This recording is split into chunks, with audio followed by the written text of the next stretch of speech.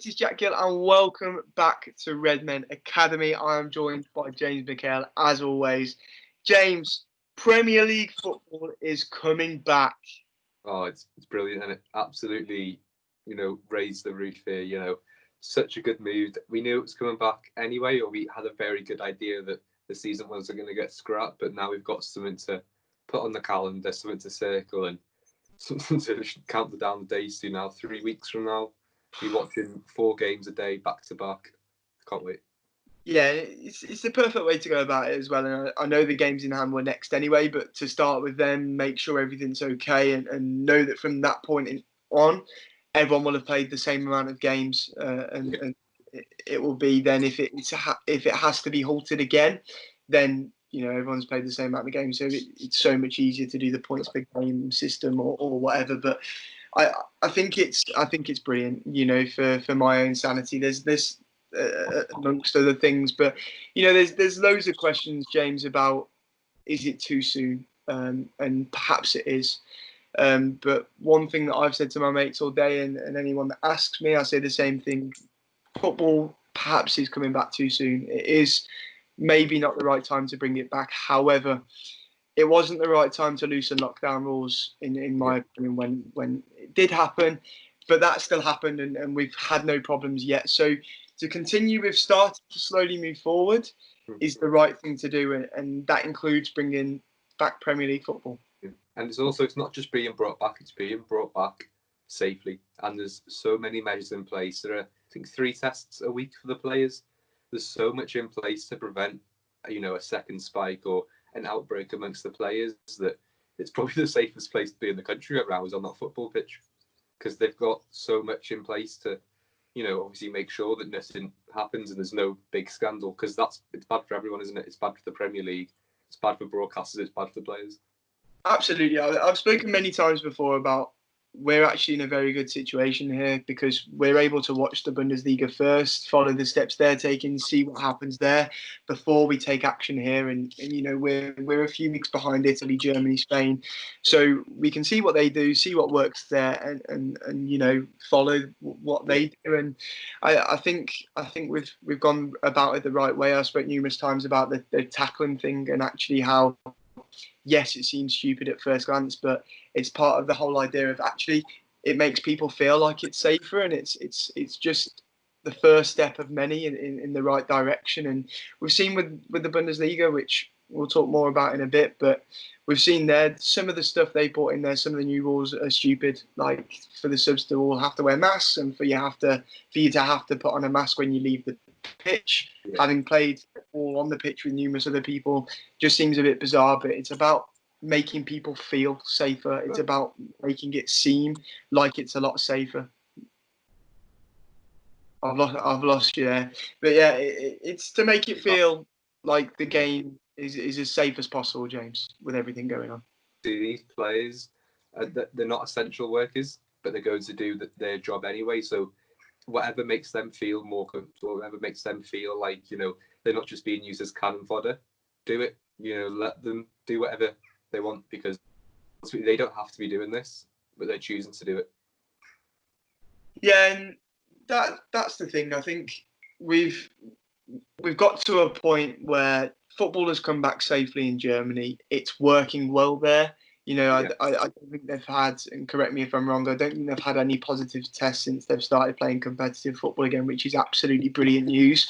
Obviously, it's very well documented here, James, that there has been positive tests. We know that there are some players, I'll mention Troy Deeney and N'Golo Kante, who are a bit, they don't want to rush back to playing. And I know N'Golo Kante has come out and said that actually he's happy to not play the rest of the season if it means that he's safer. Troy Deeney has issues with his child, and quite rightly, he has reservations on why he wouldn't want to play right now.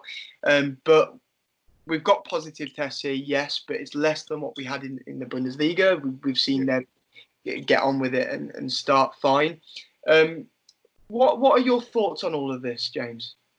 I mean, it's a tricky one, isn't it? Because we know how safe the environment is for the players. It's probably, as I said, it's one of the safest, places to be right now. And yet, being face to face with people that you don't know is always going to be worrying. And psychologically, I think it's more dangerous, for the players to be thinking about than it actually is. And I don't blame them, to be honest, because if I was having to do something which, wasn't a life or death situation, wasn't, getting food to people who needed it, I'd be apprehensive as well. But and ultimately, I do support, Deeney and Kante choosing to sit it out if they want to, because, it's their choice and they're not doing it for, out of laziness. Kante's doing it because he's got a heart condition, and Deeney's doing it because his son's got asthma. And you can't expect them to, lay down their life just so we can watch a bit of footy. It's interesting because I can see both points of view because, when the whole lockdown thing got reduced and everyone was expected to go back to work on Monday when there was still over 400 deaths every day, we asked the same questions then as people. Yeah. And these footballers are people too. But at the same time, just like people were expected to go back to work and did go back to work then, footballers are exactly the same. And I think the way Troy Deeney has gone about this and getting every sort of media company involved and constantly going to the media isn't the right way of going about it. Kante's held his hands up. He's gone straight away. Yeah, I ain't playing. If it's like it is at the minute, I can't really play. So, and that's understandable. We saw him go back to training. Yes, it's different at Watford because they've got positive tests, and I do understand why Deeney is being very careful about that. But at the end of the day, James, football isn't going to wait for Troy Deeney. Football coming back no matter what. And actually, Watford needs their captain. Yeah, and we've seen when he's been out of the team this season how important he is and how influential he is. And he is going to be missed. And hopefully, I think he's come back to training in this last few days, hasn't he? So maybe in a few weeks' time, he will be reassured that there isn't going to be a risk of his son getting ill. And, the fear mongering and the worries that he's got aren't, a real threat to him. Because I do want to see him play. I don't think any player should be forced to not partake when all of their peers and all of their, colleagues are doing what they love to do. Because he loves playing football and he'd hate to be missing out. So hopefully he gets to that point where he's comfortable doing it. Yeah, absolutely. And obviously we know now June the 17th is when they're aiming for football to return, and the Merseyside derby is aimed to be on June the 20th. Of course, we might even win it at Goodison Park should Man City lose to Arsenal. They're the first game, along with Aston Villa, Sheffield United, when football resumes. But there's been some mad stories going around during all this, James, and I expected a mad story today, and I've seen one, and that's.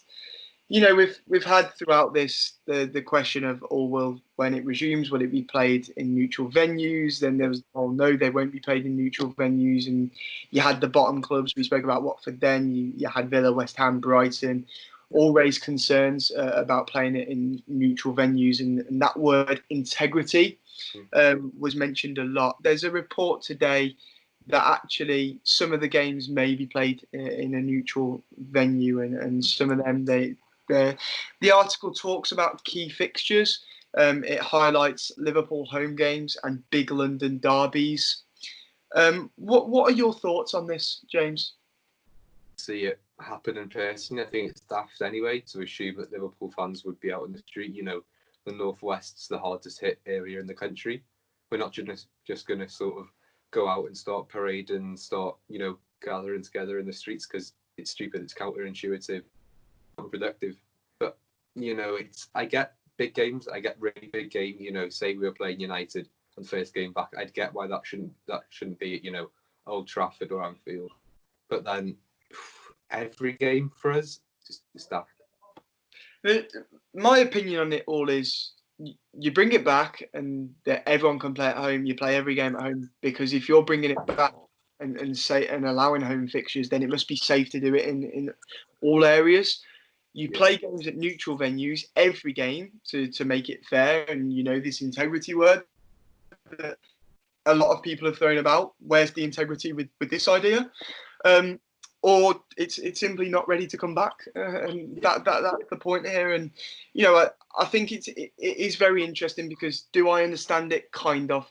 They're desperate to try and avoid getting fans outside the ground, and actually, from outsiders' perspective, who's most likely at the minute? Probably Liverpool supporters, because at this point in time, we have things to actually celebrate. We're 6 points away from the title. We're very close to winning the title.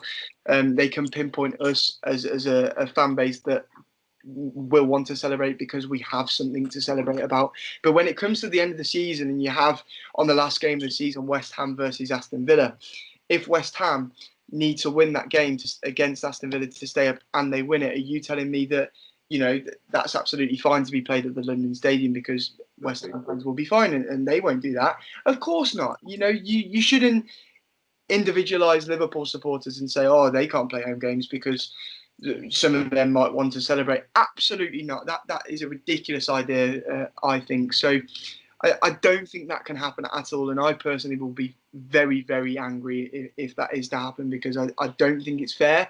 And as I say, that word integrity, I think that goes completely against that. And it would not be fair whatsoever. At the end of the day, yes, we're 6 points away from the title, but there are numerous records still for us to break.